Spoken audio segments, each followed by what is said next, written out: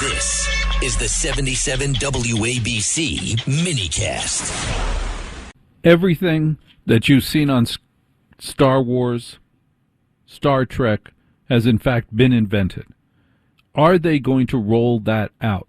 As the UFO files get rolled out by our great president, as they get released, are we actually going to see the cool stuff?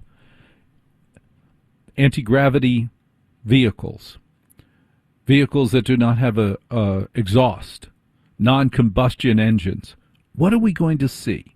When are we going to finally get all the information about all the technology that they have spent billions and billions of dollars on? The black box budgets.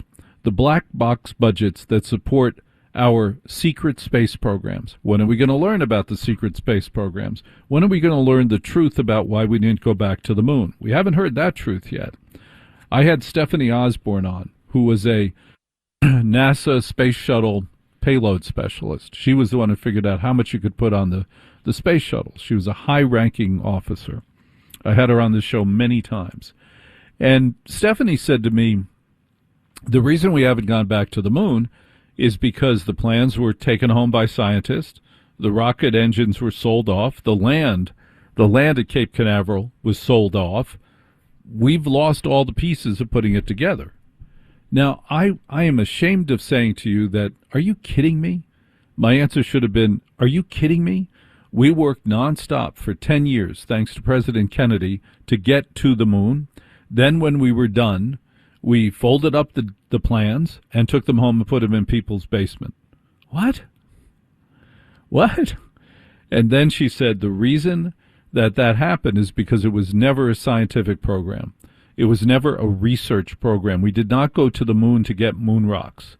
We went to the moon to beat the Russians. That is the only reason we went to the moon. Well, why did we have to beat the Russians if we weren't going to learn anything? And when the Russians went to the moon, what did they learn? And when the Chinese just went to the moon, what did they learn? Why haven't we learned anything about what was at the moon? Now we're told that in these reports they did see stuff at the crater. They did see things at the crater, and it scared them. Okay, I haven't heard an astronaut say that. I haven't heard Buzz Aldrin say, yeah, we saw stuff and we were scared. Now he can finally admit it. All the NDAs seem to me to be useless.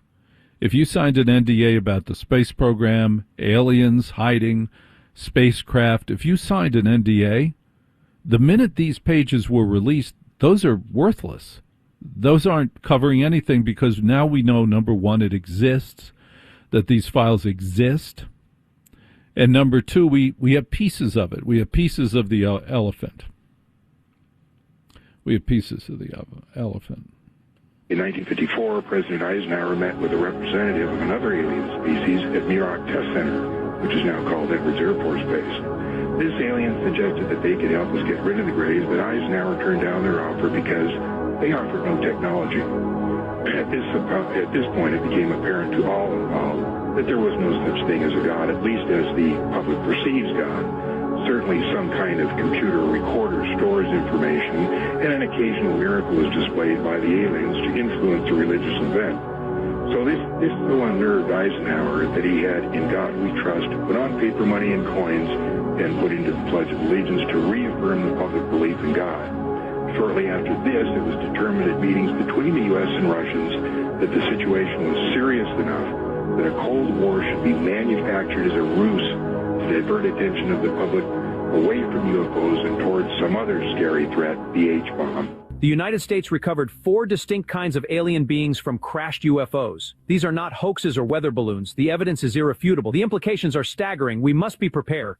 These beings were not all the same. There were 4 distinct kinds recovered from multiple crash sites. The technology they possessed was far beyond anything we had ever seen. We didn't know improved. Breaking news. The impossible has just happened in space. Scientists around the world are in shock after detecting strange pulse waves coming directly from the mysterious object 3I Atlas, an interstellar body that seems to defy every known law of physics. These transmissions are being emitted at 1,420 megahertzes, the same frequency used by SETI to search for extraterrestrial life. Coincidence? Highly unlikely. The pulses follow a mysterious sequence: 8, 13, 8, 5, 13, 8, and no one can explain what it means. And now 3I Atlas has just become brighter and bluer than the sun itself. When it reached perihelion on October 29, it suddenly changed color, releasing high-energy particles as if something was awakening. NASA astronomers and even Harvard astrophysicist Avi Loeb have confirmed it. The object is transforming. What once seemed like just a comet now glows with an intense blue light. And there it is. An object in space that's not a meteor and not a comet and not one of ours. It's an object in space that is changing course, lighting up, and sending back signals at the same frequency that our radio telescopes sent into space to see if anybody was there. Was anybody listening? How do you feel about this? I feel that the big story is being missed here in the UFO files, but how do you feel about what we've seen so far? And are you convinced that there are unidentified flying objects from far, far away? 800-848-9222, 800-848-9222. Oh, I believe. And I believe because this has gone on too long. There's too much information that hasn't been released. That means it's information that's worth not releasing. There's a reason for this. Either the minute the true nature of these files shows an alien, a spacecraft, something that clearly was not made here, the minute that's released, our government has less power. And I believe that has been the essence of why it hasn't been released until now. The minute this information gets out that there are aliens, that they came from other planets, or they came from our future, the second that's released, what happens to our view of the government? What happens to our view of God? The minute this is released,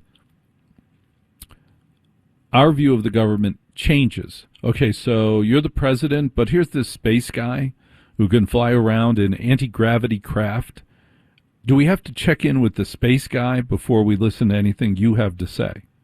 How do you feel about this? See, I believe that's why the government has not released anything about craft or aliens, because their power diminishes every second that comes out. Who wants that? Nobody. Nobody. They're going to have to spend all of their time answering about our relationship with those spacecraft and our relationship with the aliens. That completely changes talking about our relationships with Iran, our relationship with Russia. Very different conversation when we have to talk about our relationship with a person in a spacecraft with anti-gravity capabilities who can travel through time and space. Oh my God.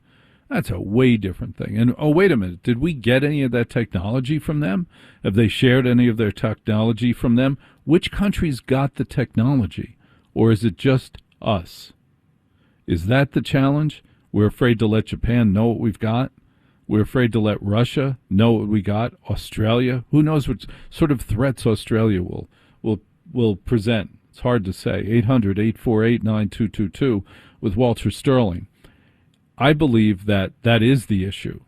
The minute this information is released, that there are aliens, anti-gravity spacecraft, when all of that comes out, what does that do to our Air Force? What does that do to our ability to believe in the Air Force, to believe in our government?